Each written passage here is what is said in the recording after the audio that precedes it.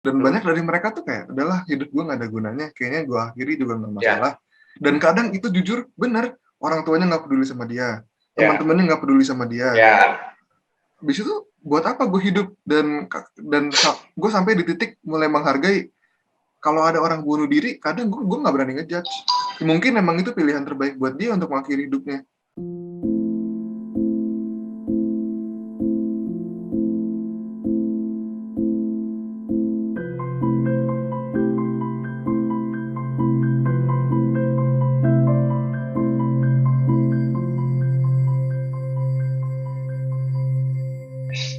Aman ya, Kak Andri, Opin, Ines, Ezra? Aman bro. Oke, ini langsung kita mulai aja podcast perdana kita. Podcastnya udah ada namanya belum sih? Ada namanya gak sih? Masa gak ada namanya? Ngobrol Yok kalau nggak salah. Ngobrol Yok. Mantap. Ngobrol Yok apa Yok ngobrol? Sama aja lah. Sama aja. Sebelum kita mulai, ini kan yang bakal dengar kita kan banyak kan. Seluruh gereja, seluruh umat gereja Baptis Kalvari mendengarkan kita gitu kan. Bukan seluruh dunia. Kita pakai translate bahasa Inggris kan? Oh iya. Ada captionnya. Nanti cuma suara doang kan? Ada mukanya dong. Iya. Iya, kok ada mukanya sih? Terus ngapain lo nyalain kamera gitu kan? Ini kan kita kenalan dulu. Gue mulai ya. Nama gue Raul Abraham. Iya, gue Raul Abraham. Gereja di Kalvari. Sekarang lagi semester 3 di UMN. Wis UMN. Jurusan apa Kak? Jurusan apa? Jurusan saya jurusan film guys. Mantap. Lanjut. Kita lanjut ke anak UMN nomor 2, silakan Ibu. Ada juga anak UMN lagi di sini. Wow. Rame UMN. Nama gue Josephine, gue anak UMN semester 7. Semester tua lah ya. Wah, berat. Jurusan apa? Ilkom ya. Wih, ilmu komputer dia ya. Ilmu komputer. Ntar jaga warnet dia ntar. Kenapa jaga warnet? Komputer, bukan komunikasi ya kamu tuh? Nah, beda dikit Kak, lah. bercanda Kak, ya Allah. Oh, sorry. Serius loh. Sorry, gue selalu Serius banget tuh. Sorry, oke. Lanjut ke yang belum kuliah, silakan belum kuliah. Halo, nama gue Ezra, gue baru lulus SMA ya. Wih. Di mana Kak? Mau kuliah di mana? Ini anak pelabuhan ya? Di mana aja deh yang menerima ya kayaknya ya. Sih gak ada yang menerima tuh. Si nggak arogan tuh tiba-tiba. Jadi kemana? Mau kuliah kemana? Kayaknya kemarin sih baru diterima di salah satu di Depok ya Kak, ada tuh. Wah, apa itu? Apaan tuh? Yang kuning-kuning tuh, lupa namanya apa. Sih nggak lama nih durasi nih kayaknya nih. Lanjut. Yang sudah tidak kuliah tuh nanti ya terakhir ya. Kita yang siapa yang nggak kuliah? Masih kuliah. Masih kuliah. S3. Masih kuliah semua. Itu berat. Oke, kita lanjut ke yang cewek satunya nih. Mbak, kuliah di mana, Mbak? Gue kuliah di LaSalle, guys. Kalau nggak tahu ya udah. Tapi aku di LaSalle. Gue di LaSalle College. Jurusan interior semester 3. Wih, mantep. Paling namanya belum interior. disebut nggak sih? Nama siapa? Iya. Nama lu siapa, Mbak?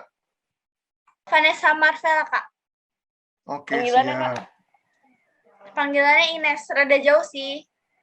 Ya, oke lah. Malam ini anaknya kita panggil lu apa? Sayang. Skip. Oke. Kali ini tema bahasan kita tuh judulnya Di Kandri Gue lupa. Ingat banget tuh.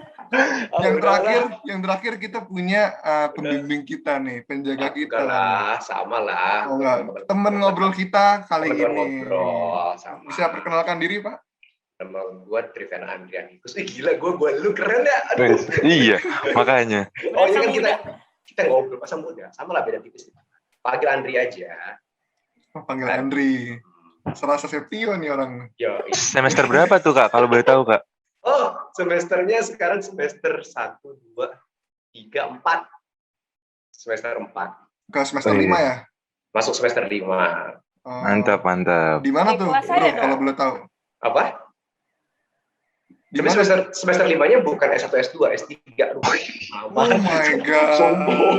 Sombong. Maaf guys, maaf. Yang satu UI, yang satu S3 coba. Ini sombong-sombong memang. Anugerah lah ya itu ya. Udah Pin, kita cabut Pin, Mes. Ya udah. Gak mau, ajak gue. Udah.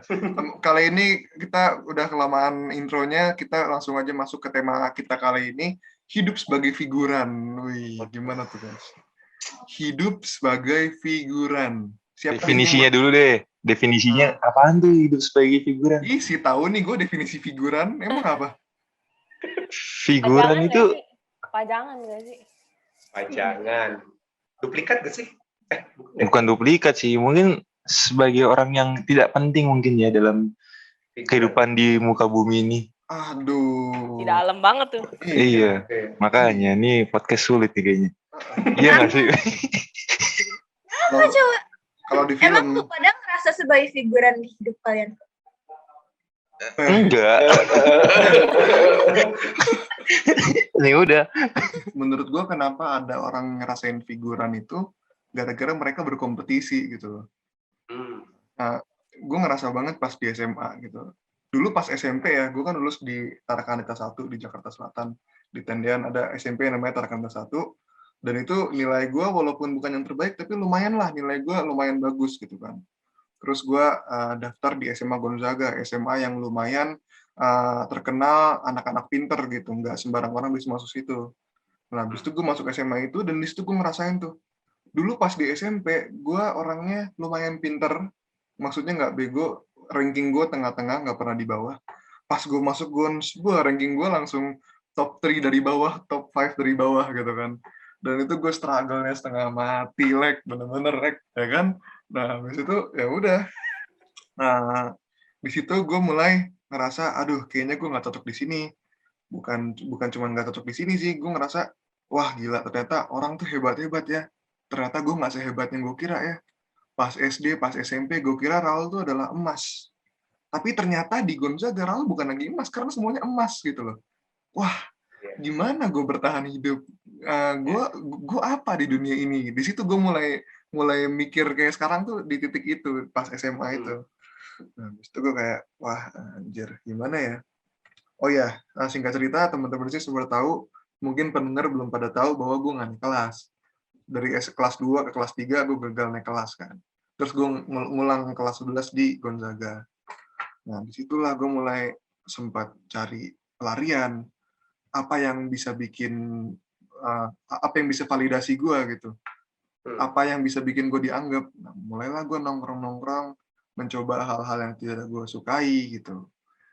Ya nggak perlu dijabarkan lah ya, orang tua gue mungkin bakal denger ini, jadi gue nggak akan sebut apa aja tuh hal. Ya, pokoknya anggaplah itu lah ya. Ya kan? Nah, habis itu ya udah, sampai gue diajak sama saudara gue nih, si Ezra ini, ayolah kita pelayanan gitu. Si rohani banget nih Ezra. Rohani banget ya. Paling rohani nih kayaknya. Rohani duniawi banget ya. Nah, disitulah gue ngeliat mulai semenjak itu, gue mulai punya banyak teman. Ada teman angkatan atas, maksudnya angkatan gue yang dulu, terus teman di sekolah angkatan yang baru, terus anak-anak gereja, teman-teman di luar gereja, dan di situ gue sadar, wah manusia tuh beragam banget gitu loh.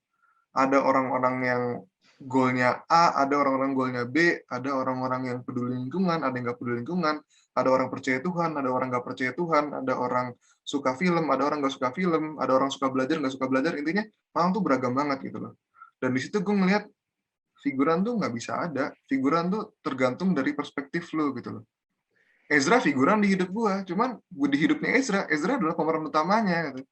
Wah, deep sekali guys. Menangis. Tapi yang menentukan figuran itu diri kitanya ya. Kita anggap apa yang kita alami itu sebagai figuran apa enggak, ya berarti kitanya dong ya. Menurut gue bisa dibilang begitu. Ya, oke.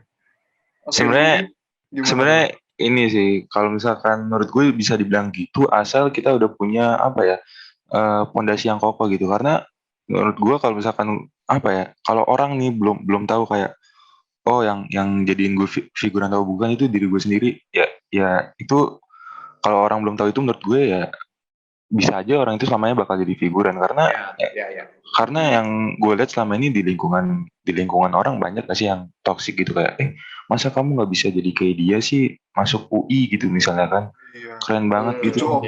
Bisa loh. Padahal itu lu banget tuh, Zra. Liatin lu.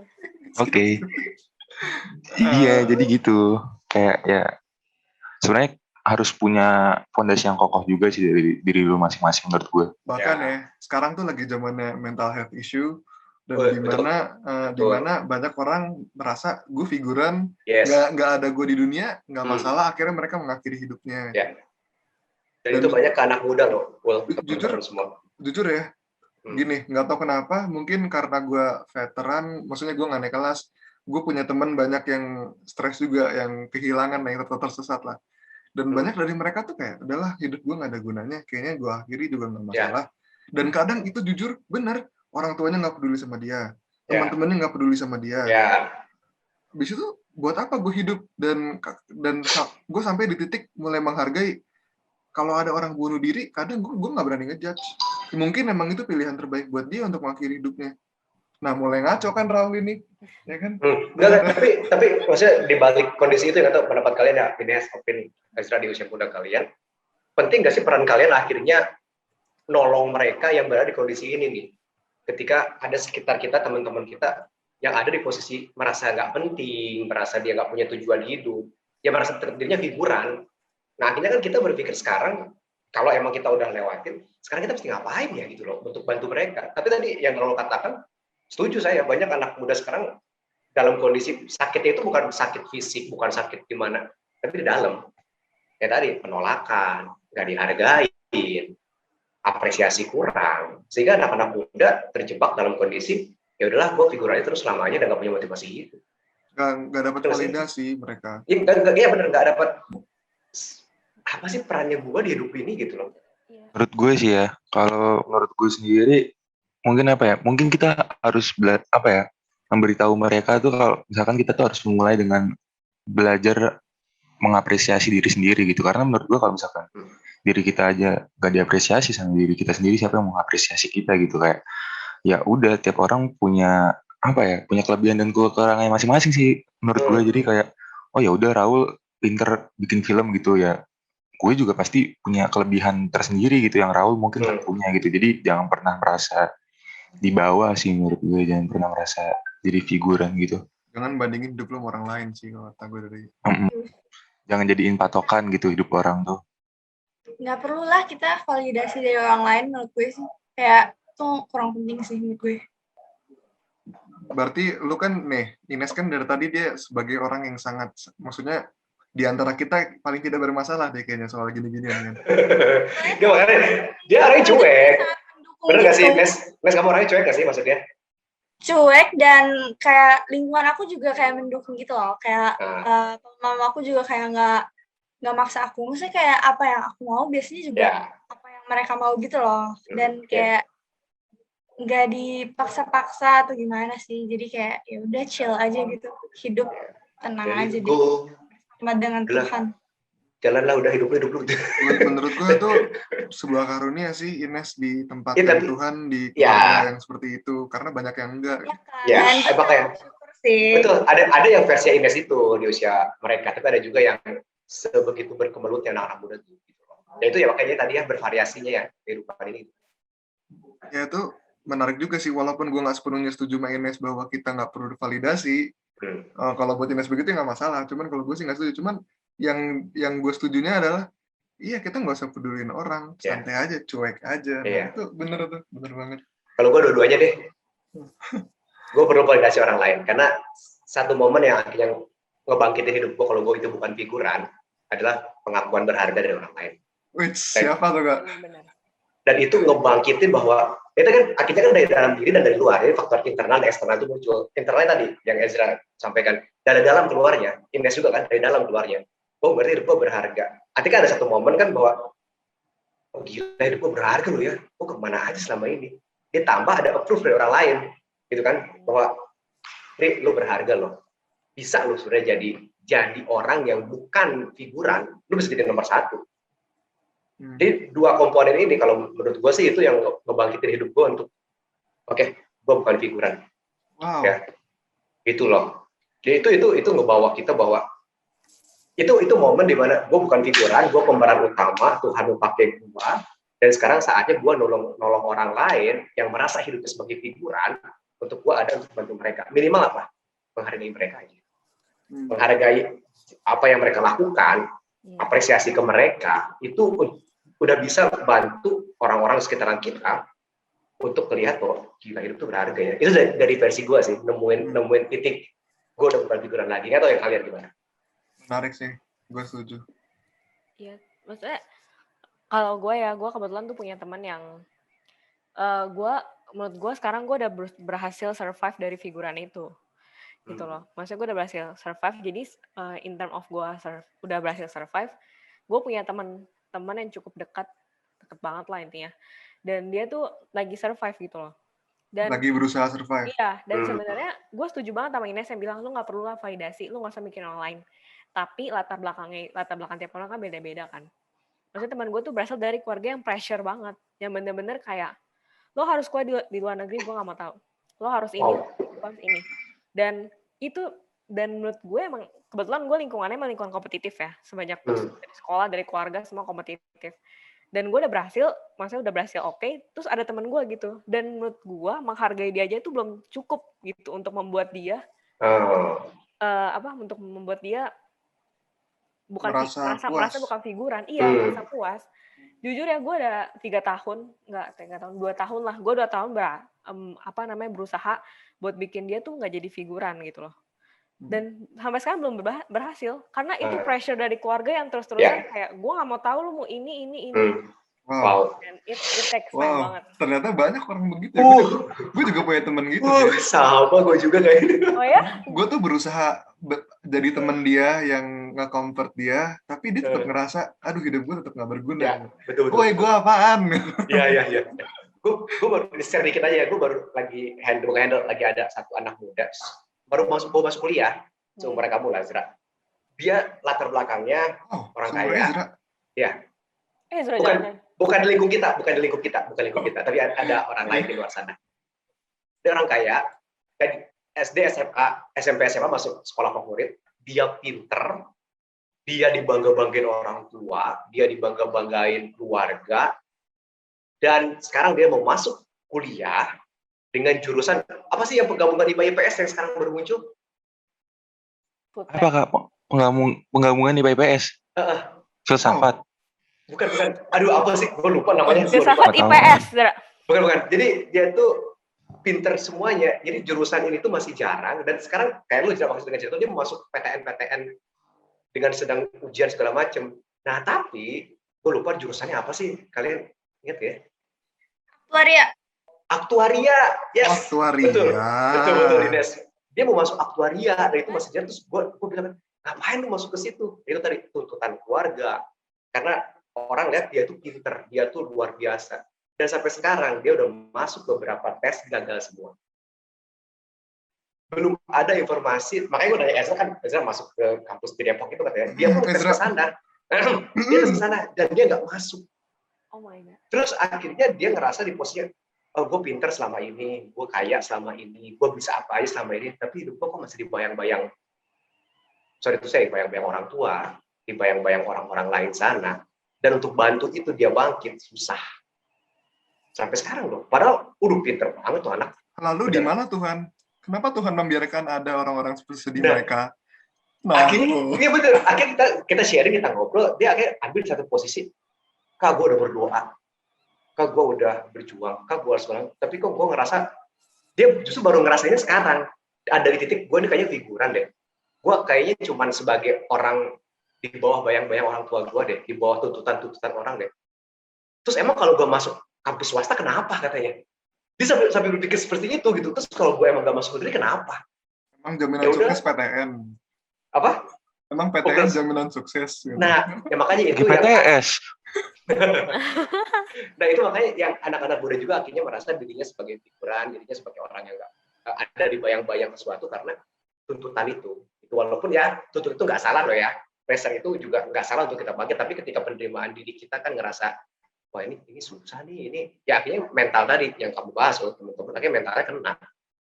Sama kayak tadi Opin sampaikan, dan kita buat bantu mereka menemukan titik kebangkitannya itu gak mudah. Gitu gak sih? Karena cuma kita doang gak sih yang nolong. Kalau misalnya di case teman aku, yang nolong dia adalah teman-temannya doang gitu. Yeah. Keluarganya itu cuma bisa nuntut, tapi di case kali dia pintar kan. Yes. Kalau teman aku ini dia tuh menurut gua dia tuh emang maksudnya kita kan pasti tahu lah ya standar diri kita gimana. Yeah. Maksudnya kayak kemampuan kita gitu loh. Menurut gua kayak dia tuh benar-benar mencoba banget buat ngelebihin kemampuan dia karena tuntutan itu. Jadi udah nggak ada yang ngehargain, kayak udah ada tuntutan, wah itu struggle-nya kayak parah banget sih. Jujur, gue tuh kalau dalam diskusi-diskusi kayak gini, sering kali bisa mendapatkan sebuah kesimpulan lah, sebuah jawaban dari rumusan masalahnya itu. Rumusan masalahnya kan orang tuh tadi apa? Kesepian dan ngerasa nggak bisa divalidasi dan nggak dituntut terus. Jujur gue nggak tahu jawabannya, gimana cara nolong mereka, men. Sekuat-kuatnya gue coba tolong mereka, gue jadi teman mereka, ya mereka yang ngejalanin hidupnya dan buat mereka tuh kurang memuaskan. Terus kita harus apain dia nggak tahu, men. Gue. Ada yang tahu nggak gimana? Ini gue serius nih. Akhirnya jawabannya gini aja. Jawabannya kan, tadi kan kita bahas, kalian udah lewati masa itu kan. Dan kalian udah nemu titiknya bahwa kalian udah bukan figuran. Nah sekarang untuk menjawab tadi, untuk menolong mereka, pertanyaannya adalah, terus titik apa yang bawa kalian menjadi peran utama sekarang? Titik apa yang bikin jadi peran utama? Apa yang mengubah kalian akhirnya, gue udah bukan figuran, gue peran utama. Gue ada sih Kak, tapi ini agak panjang ya. Gak apa-apa, terakhir. Sebenarnya ini closing statement-nya. Kalau misalkan di saat suatu hari lo kayak merasa, oh gue figuran gitu. Kayak menurut gue, gak usah begitu gitu. Karena menurut gue bangsa kita itu udah kebanyakan imitator gitu. Mereka perlu ulung, bukan perlu kayak siapa versi yang lebih muda gitu. Jadi jangan pernah malu gitu kalau lo pengen ngelakuin sesuatu gitu. Mungkin kayak 1-2 kali orang bakal mencibir itu kayak apaan sih aneh banget. Tapi kalau misalkan 100 kali lo lakuin, orang bakal bilang itu style gitu. Jadi kayak konsisten aja terus bro. Oh, berarti dari Ezra titik dia untuk dia bisa survive, bisa bangkit adalah ya udah lakukan aja, mulai gitu kan? Iya Kak, benar Kak. Mulai aja. Selama kalian nggak mulai, nggak bakal nemu. Gitu. Itu. Nah itu bisa dibantu orang lain ya poinnya. Good. Yang lain? Kalau gue tuh cara pikir gue udah mulai rusak gitu loh. Kayaknya salah jawabannya itu. Nih ya, misalkan temennya Opin, dia disiksa terus, dalam tanda kutip disiksa terus sama keluarganya. Solusinya apa? Dia cabut dari rumah. Ya ngaco gue. Cuman lu jalan tol banget ya. Ya, terus kita logis aja, kita realistis aja. Apa jawabannya buat dia?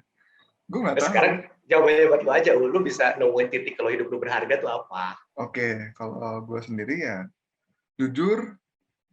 Jujur lah, kalau bohong nggak boleh. Jujur, gue tuh gue diberikan Tuhan lingkungan yang mendukung gue. Gue dikasih sekolah film gitu loh. Sekolah film mau jadi apa sih kalau pandangan orang-orang awam kan? Lu kalau kerja kalau kuliah akuntansi atau kedokteran atau hukum kan prospek kerja lu jelas. Lah kalau film apa? Tapi gue didukung sama keluarga gue, sama teman-teman gue, dan gue bersyukur banget. Mereka bisa membiarkan gue menjadi diri gue yang sebenarnya gitu loh. Nggak banyak orang yang punya privilege kayak gue sih sebenarnya, dan gue bersyukur sama Tuhan kali itu. Artinya ada faktor lingkungan kan yang ngebawa lu bukan figuran, gue peran utama. This point. Kalau gue sih, gue emang bersyukur dari dulu gue ada di lingkungan keluarga yang kayak ngajarin gue tentang Tuhan dan selalu kayak bimbing gue selalu deket sama Tuhan gitu kan. Ya udah, jadi kayak gue mulai kayak mau fokuskan diri gue kayak untuk mikir apa yang Tuhan mau buat hidup gue gitu loh, bukan orang lain, bukan yang orang lain mau dalam hidup gue gitu. Jadi kayak fokusnya itu ke pandangan Tuhan, lebih ke pandangan Tuhan daripada ke pandangan manusia aja sih, gitu sih kalau gue. 3 poin. Malu. Wow. Satu lagi. Opin, tawa-tawa. Gaspin. Kalau gue titik yang gue nggak menjadi figuran, sebenarnya gue sama kayak Ines sih. karena gue pada satu titik gue capek banget memenuhi ekspektasi orang ya. Jadi gue kayak akhirnya gue mikir, udahlah gue ngelakuin aja yang terbaik gitu loh. Ya, terserah Tuhan maunya apa. Dan kebetulan banget Tuhan kasih gue orang-orang terdekat yang sangat mendukung gue dari segala aspek gitu loh. Kayak nggak butuh banyak-banyak, 1-2 orang juga menurut gue udah cukup banget. Dan itu yang membawa gue sampai sekarang gitu loh. Ya pokoknya Tuhan dan berarti anak buahnya Tuhan ya. Buahnya Tuhan. Iya, maksudnya paham dan anak-anak gue. Nah, itu aja sih udah. Wow. Iya. Kalau gue sih. Mantap sih. Oh iya, lupa masih ada Kandri. 1, 2, 3, yuk. Ya kan sama. Kalau gue kan, ya makanya tadi kan udah share banyak. Gue ngalamin figuran lama banget gitu. Kalau dihitung tahun kayaknya banyak banget tahunannya. Tapi satu titik yang ngubahin itu adalah ketika gue tahu hidup gue berharga sih. Dari hidup berharga itu munculnya dari dalam, dari luar. Dari dalam kepercayaan diri muncul. Ketika, ya saya yakin lah ini momen nanti anak muda juga ngalamin, teman-teman udah ngalamin atau yang lain masih belum. Dimana Tuhan tuh bilang, Dri, hidup lu berharga. Dri, lu bukan figuran, dan itu rasain sendiri dari dalam. Jadi ketika hidupmu berharga, engkau berharga di mataku, engkau mulia, aku mengasihi engkau. Itu titik berubah bahwa gue bisa dibangkitin. Dan itu akhirnya ada tadi validasi dari orang lain juga, orang-orang sekitar, yang keluarga lah, sahabat lah, teman dekat lah, siapapun itu, dan ngebawa bahwa gue, ayo, Dri, hidup lu berharga, lu bukan figuran lagi, lu sekarang peran utama, dan itu faktornya. Gitu. Mantap sih, malam ini gue terberkati sih, dapat banyak. Nggak, maksudnya gue nggak ngira. Kita kan bikin program podcast, yaudah salah-salah aja lah. Yang penting kita ngobrol. Gue diberkati, sumpah gue diberkati lo beneran kalian, lo beneran. Tapi ternyata, wow, Tuhan beneran hadir di sini nggak sih? Hadir. Si paling hadir tuh. Lagi nggak sih, gue bilang, selama kita kayak, kalau kita semakin dekat sama Tuhan, kita makin menghargai hidup kita nggak sih? Wah, masukin lo. Iya, itu bener sih. Dan itu adalah Hmm. bukti gue kurang mendekatkan diri sama Tuhan. Ya, betul. Semakin dekat dengan Tuhan, kita akan semakin mengerti arti hidup ini. Betul. Thank you guys. Jadi intinya dekatkan diri kalian dengan Tuhan. Dengan Tuhan. Yes, anak-anak muda ya, siapapun kita sekarang, kondisi apapun, keberadaan kita seperti apa, lagi ngerasa dirinya figuran kah, atau saat ini lagi ngerasa dirinya nggak berguna, nggak ada tujuan apa-apa, ya tadi, mulai ya dekat sama Tuhan, dan ya nikmati prosesnya lah, ke depan pasti akan merasakan perubahan-perubahan itu. Oke, mantap. Kita tutup ya. Ya. Sampai jumpa di episode berikutnya, guys. Bye-bye. Sampai ketemu. Yuk,